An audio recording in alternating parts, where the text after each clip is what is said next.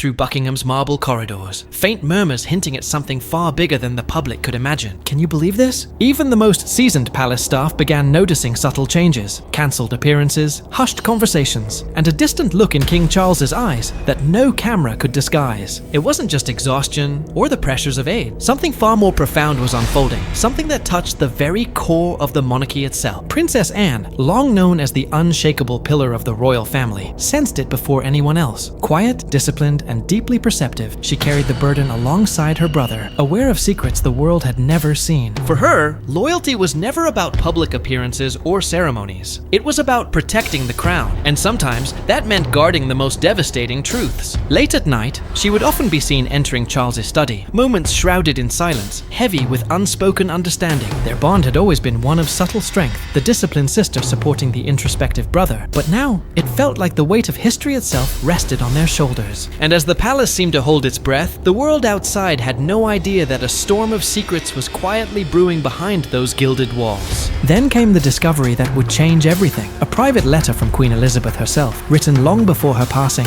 and addressed solely to Charles. This is absolutely shocking. Rumors suggest it contained a warning about the dangers within the family, a message about loyalty, lineage, and the very survival of the crown. Can you imagine holding a secret like that? The letter's words were carefully coded, but one thing was clear: personal ties must never override duty. Though never explicitly named, Camilla's presence in the phrasing was unmistakable. Pause right here. Do you think Camilla should have known about this? Comment below. Charles read the letter in silence, the weight of decades of manipulation pressing down on him. What he thought was independence had been guided all along. His life, his choices, perhaps even his destiny, were subtly orchestrated from the shadows. One late evening at Highgrove, Charles finally spoke to Anne. No cameras, no advisors, just brother and sister bound by duty and haunted by truth. His words chilled her to the core, not of power, but of surrender. I can't carry this any longer. What do you think about this? Could you imagine confessing a lifetime of struggle in just a few words? He revealed that his abdication wasn't born from fatigue or scandal. It was the consequence of living a life constrained by secrecy, a life shaped by unseen pressures and moral obligations. Anne listened, her heart pounding, as Charles described the heavy inheritance of silence passed down from his mother, the weight of duty, loyalty, and unspoken truths. That night, they made a pact. The truth would remain hidden until the time was right. But neither of them knew just how soon that time would come. The secret could not remain hidden forever. During a routine inventory of Queen Elizabeth's private study, a document surfaced. Not guidance, not affection, but an ultimatum. This isn't just drama, it's historical upheaval. Can you believe this? The Queen had explicitly warned that the crown's future was at risk from within its own bloodline. The implications were devastating. Whoever violated this command, even inadvertently, could destabilize the monarchy. Anne read in disbelief, recognizing that this warning cast long shadows over Camilla's influence and Charles's marriage. The letter had transformed from a family secret into a ticking time bomb, and now the royal siblings faced a crisis unlike any before. Anne confronted Camilla in a tense, private discussion that has since become palace legend. Her calm demeanor gave way to fury as she accused Camilla of subtly steering Charles's decisions while cloaked in affection. Camilla, unshaken, countered, insisting that her influence was rooted only in love. The exchange was electric. "You've turned his burden into a prison," Anna declared, her voice breaking with restrained fury. Camilla's reply was chilling. "He's already made his choice. Can you imagine being in the room for this?" What do you think about Camilla's role in all this? Pause and comment below. Charles, entering quietly, became the silent witness to the storm, realizing that loyalty, deception, and love had collided in ways that no crown could predict. Charles's decision weighed heavily on William and Harry. William feared inheriting a crown fractured by conflict, while Harry saw abdication as a betrayal of both their mother and the family legacy. The brothers' private struggles mirrored the public perception of stability, a stark contrast that only deepened the tension behind palace walls. Anne recorded everything in what she called the Chronicle of Duty,